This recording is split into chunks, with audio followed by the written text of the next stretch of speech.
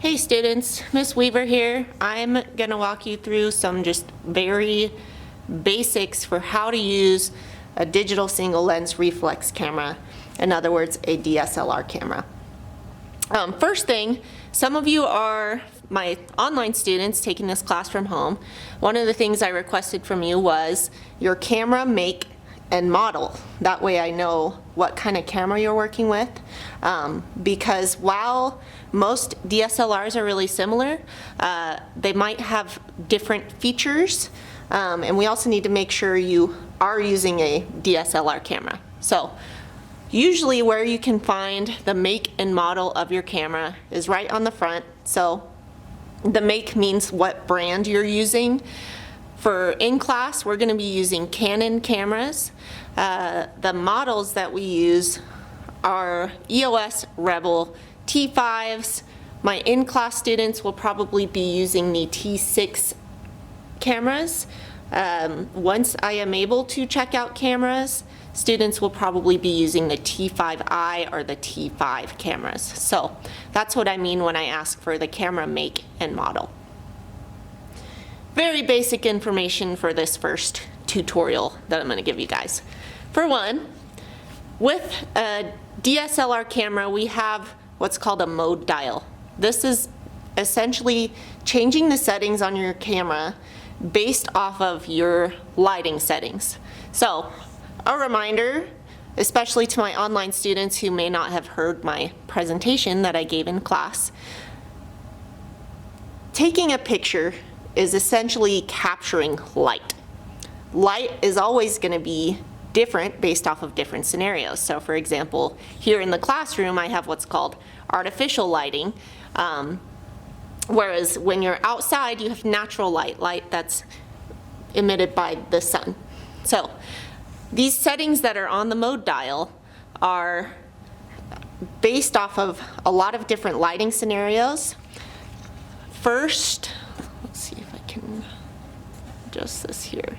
All right, so in case you can't, I gotta adjust my focus, which I'm gonna show you guys how to do as well. That's perfect. So these four settings, M, AV, TV, and P, these are our manual settings. We're not gonna start working with these until we go over most of these other settings, which are our pre-programmed modes, meaning you don't have to change very many settings on the camera in order to get the picture that you're going to get. But once you get into these M, AV, TV, P modes, that's where you're actually adjusting your settings to get exactly the picture you want to get, because now you know what aperture, shutter speed, and ISO are. So we're going to start with this green setting, the A+ green setting. This is automatic scene intelligence mode. This is also where you'll find the on-off button. So there's just a little thing. There's this little white tick mark, and that's how you know what camera mode you're in. Once you turn the camera on and you're like wondering what mode you're in, it'll say it on the screen as soon as you turn it on. So there's a few things that I'll tell my students to check before they go out and they take pictures. For one, your battery. Make sure your battery's charged enough that it's not going to die while you're out taking photos. I'll tell you, I want a specific mode, right? So the first day students are going to be taking pictures. I want them to shoot in full scene intelligent automatic mode, meaning the camera is choosing what aperture, shutter speed, and ISO to shoot in. That was perfect because once I turned that camera off and on again, there was a pop-up that said, no card in camera. So the way that the images are stored are on what's called an SD card, which goes down here in the bottom where the battery is. So students who are in class, and especially if you're getting a camera sent home to you, you need to know how to do this basic stuff. So on-off switch. This is our camera monitor, or the screen that we're going to look at.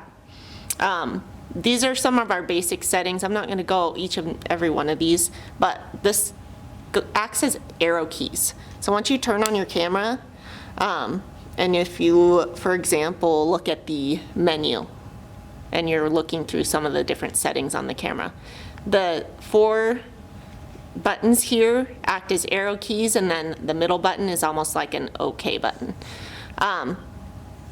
So when you go out to take pictures, you need to make sure you have an SD card in your camera, or else you're probably not, it's not going to work. The camera has to have an SD card in order to store the pictures that you're taking. Otherwise, they're not going anywhere. So each camera should have a camera strap included with it. Make sure you're wearing this strap around your neck and not just letting it hang and walking around with the camera in one hand. It's better to be safe and not risk damaging the cameras, because you guys will be liable for any damages that might occur to the camera. So I'd keep it super safe.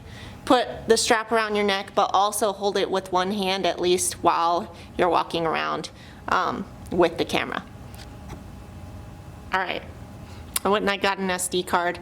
This is what it looks like. It's got a little chip out of the top corner, and that's kind of how you know how it goes inside of the camera. So for the cameras that I'll be sending home, you put the SD card in the bottom there where the battery goes. You kind of have to have nails to open it up or get the perfect amount of pressure on the little lever here. And then there you go, you can see it. So there's this tiny little symbol in there that shows you which way you should be putting the card in based off of the chip that's on the edge. And then you stick it in there. You'll hear a little click, and that's how you know it's in. Right. Once you're taking it out, you just press on the SD card and it'll pop out like that. Same with the batteries. There's these little gray buttons, and you just press on the button and the battery pops out. Simple. When you are charging the battery, this is important. There's these little gold bars. That's how you can make sure you're putting the battery in correctly, is they need to match up with those little gold bars that are on the inside of the camera. You guys don't just try shoving the battery or the SD card in not knowing which way it's gonna go. You know, use your Legos knowledge and actually use your brain to figure it out, or else you're gonna end up damaging the camera. Last year I had a student who I'm assuming must have been trying to shove that SD card in the wrong way, and they ended up breaking the thing on the inside that holds the SD card. So make sure you're putting it in the right way. Again, there's this tiny little symbol on there that you can see, shows you which side the chip goes in when you're putting that SD card in the camera. Anywho, 3 things that you check before you go out to take pictures. 1, what mode you're going to be shooting in. For your first photo assignment, it's going to be auto mode, the little green one. 2, make sure your battery's charged. 3, make sure your SD card is actually in your camera, or else you're not going to be able to take pictures.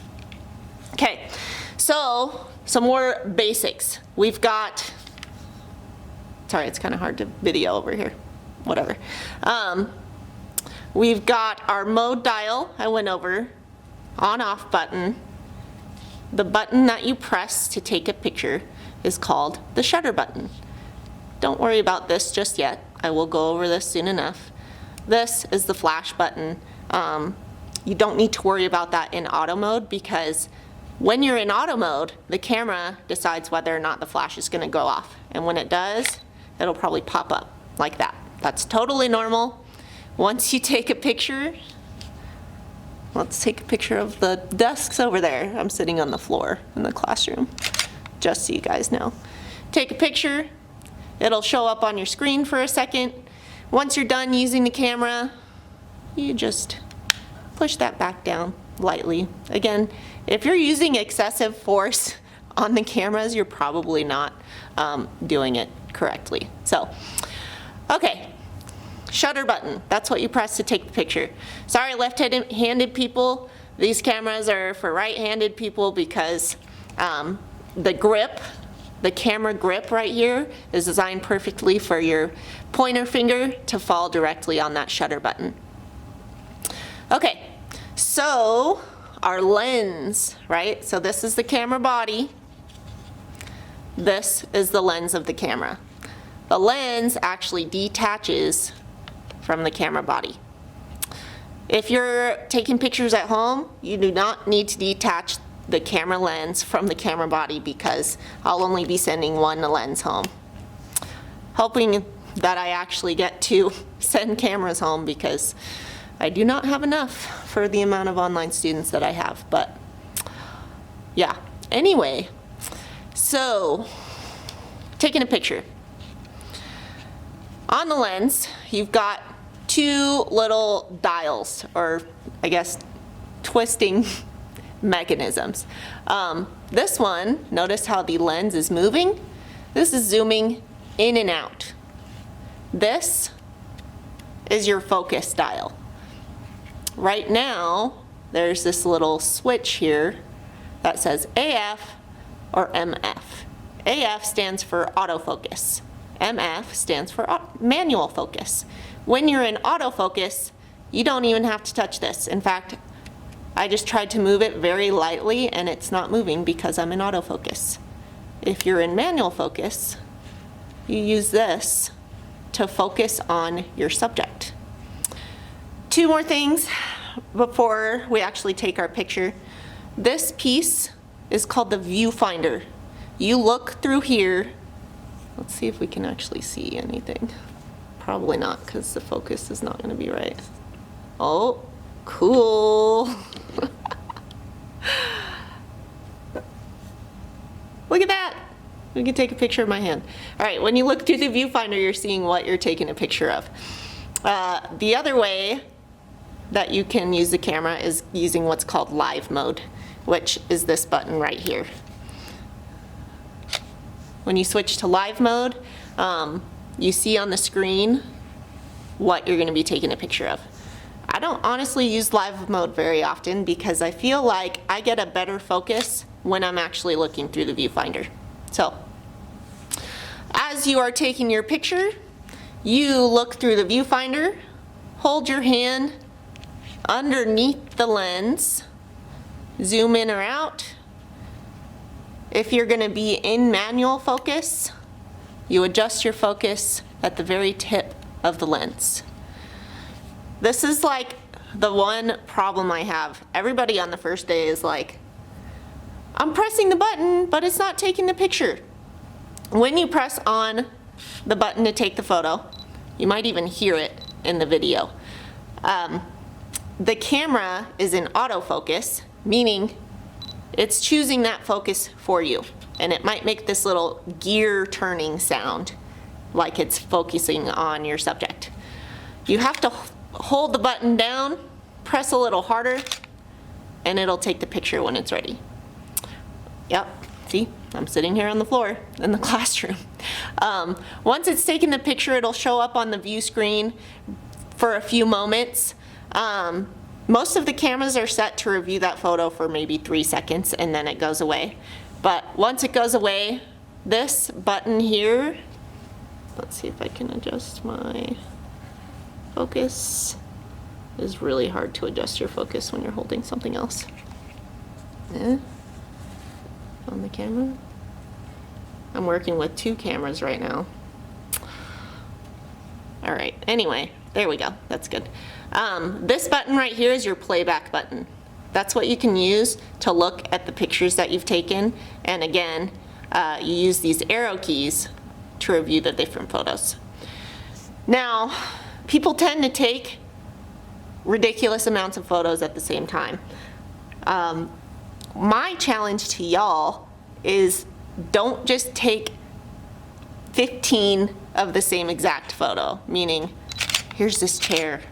Wow, let's get 15 different angles of this chair. Yeah, try to use your vision a little differently so that you're getting different photos and not 15 of the same photo, because that's going to get annoying when you're trying to transfer your pictures. There's a button up here that has a little trash can symbol on it. This is how you delete pictures off of the SD card on the camera. Because when you transfer your pictures, yes, you're going to do it on the computer, but you can also manage those photos first by deleting it off of the camera. All right, that's the basics of taking a photo in auto mode. I am gonna have to go over how to transfer pictures from your SD card to your computer. Once you're ready to transfer your pictures from your camera to your computer, there's a few different ways to do that. So students in class, or if at home you know you have an SD card reader on your computer, turn the camera off, open up that little door, and push on the SD card. It'll pop out, and then you can pull it out. Students in class again. Which direction am I? There we go. The SD card can go directly into the Mac computers that we have here at the school. So,